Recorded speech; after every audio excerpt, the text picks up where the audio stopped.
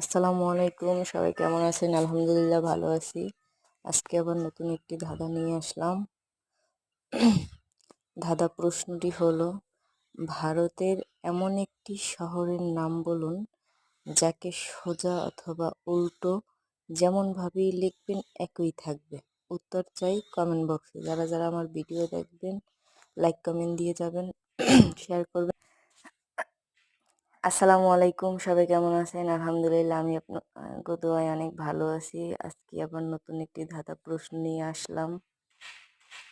ধাঁধা প্রশ্নটি হলো, ভারতে এমন একটি শহরের নাম বলুন যাকে সোজা অথবা উল্টো যেমন ভাবেই লিখবেন একই থাকবে।